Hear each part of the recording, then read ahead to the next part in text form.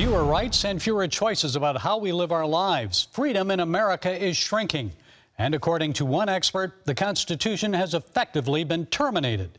The power of the federal government is way out of control. The FBI is spying on Americans. Dale Hurd brings us the details in this eye-opening report. When the Iron Curtain fell in 1989, there was a wave of optimism and excitement that freedom had been unleashed, and there would be no going back to totalitarianism. But along the way, something went wrong. Global studies show that for most of the world, freedom has been in decline for many years.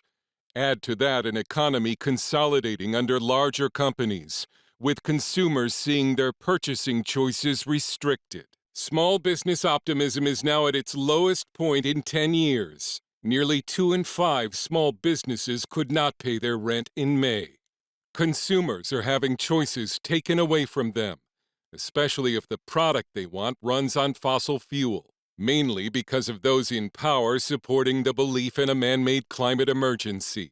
Energy analyst Dr. Marlo Lewis accuses Washington of trying to regulate the fossil fuel industry out of the economy. This has put a big damper on capital investment in oil companies, natural gas companies.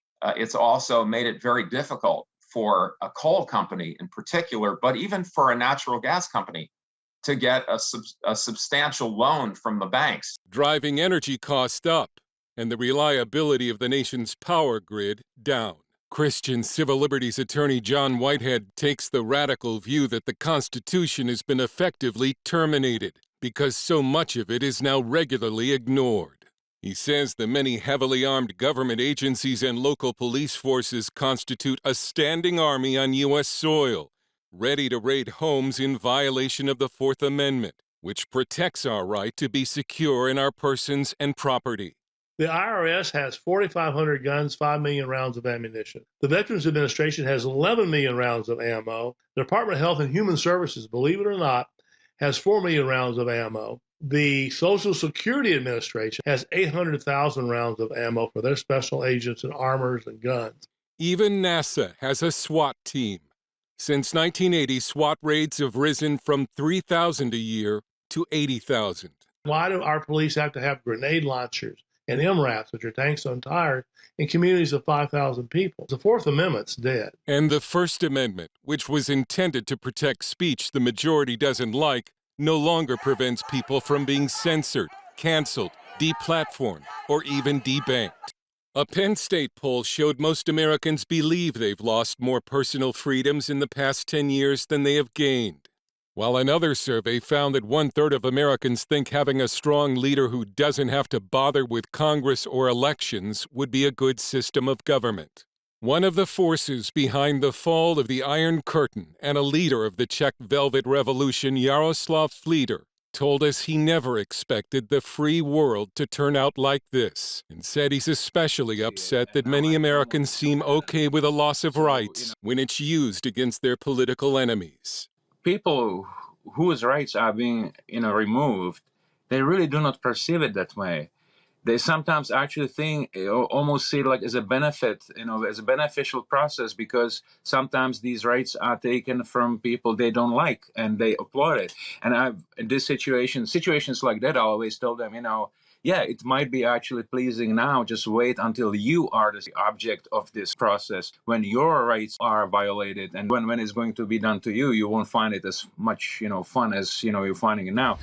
Dale Hurd joins us now here in the studio. Dale, you presented it in your report. There was great optimism after the Berlin Wall fell and the Soviet Union collapsed. And then within a generation, we've arrived at this point. How did that happen? Yeah, I think it shows how wide the chasm is in our society between right and left. And people want to see constitutional violations used against their political opponents, which is a big mistake. But it also begins with the government. Our own government is trying to and sometimes using constitutional violations. But in terms of the public, it really isn't 50-50. I didn't stress this in my story, but it's primarily Democrats who believe in limits on speech, and they see the Constitution as an impediment to their remaking America in a more liberal image. John Whitehead says, look, the Constitution's dead. You have all these federal agencies now that have either guns or riot gear and so forth. What do they say when they're asked about that? Why do they need it? I don't think any of us have heard a good explanation. I mean, how many armed confrontations does Social Security have in a year with people? What I think is the deep state looks out on the country, they see all the armed citizens, and they're thinking, we need to somehow balance this. We need to protect government, and that's the only explanation I can come up with. And the Czech velvet revolution there, what about the warning that they're giving? I mean, they know firsthand. They've gone through this. What about these warnings? How come we're not heeding these warnings? Does anybody really care? Are we listening? Yeah, again, because I think the chasm is so wide. I mean, we're at some part of a pre-Civil War phase in this country. I don't know. Maybe we're very far from it, and when we're praying that the Lord will unify this country and bring us together. But the division is so wide. What we should be doing, right and left, is we should object when constitutional violations are used against our political opponents, because the Constitution was essentially created to protect the minority or views we don't like. But we're not seeing that. We're seeing these violations as a great hammer to beat down our political opponents. The left views the Constitution as what conservatives want to use to thwart them, and the left would like the Constitution rewritten or out of the way. Okay, we're very polarized, so how do we come together? Yeah, we need to pray. Yeah.